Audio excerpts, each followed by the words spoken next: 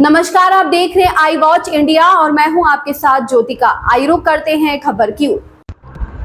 RSS प्रमुख मोहन भागवत ने कहा, हमारे पड़ोसी बांग्लादेश में जो हुआ उसके कुछ तत्कालिक कारण हो सकते हैं, लेकिन जो लोग चिंतित हैं वे इस पर चर्चा करेंगे। लेकिन उस अराजकता के कारण हिंदुओं पर अत्याचार करने की परंपरा वहां दोहराई गई।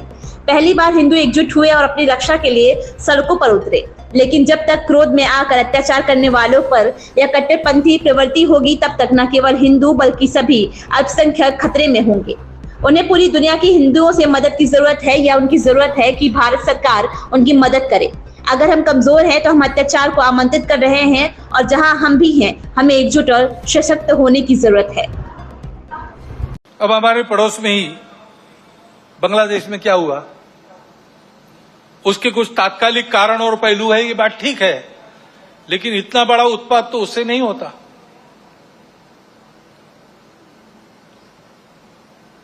वो कारण उनकी चर्चा जिनका विषय है वो करें, परंतु दो बातें ध्यान में आती है। पहली बात है कि उस उत्पात के कारण वहां के हिंदू समाज पर जो अत्याचार बार बार होते हैं, उस परंपरा को फिर से दोहराया गया।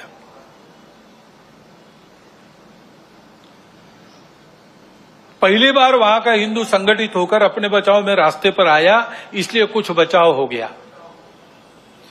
परंतु कहीं कोई गड़बड़ हो, दुर्बलों पर अपना गुस्सा निकालने की ये जो कट्टरपन की प्रवृत्ति है, वो प्रवृत्ति जब तक वहां विद्यमान है, तब तक वहां के हिंदू क्या, वहां के सभी अल्पसंख्यक, उनके सर पे खतरे की तलवार लटकी रहेंगी।